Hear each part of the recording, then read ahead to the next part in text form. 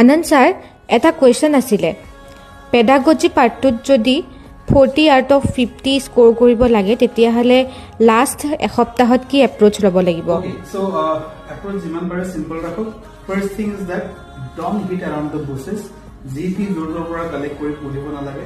Next, just stick to the syllabus because jikni proshno ahibo syllabus oriented proshno ahibo syllabus or bahiror proshno teneke nahe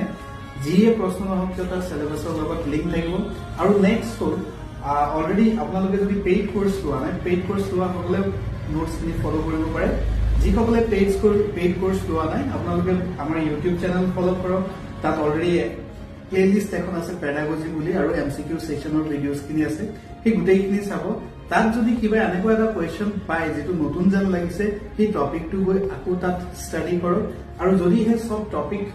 question খিনি চিনাকি যেন লাগিছে then কংগ্ৰেচুলেশনস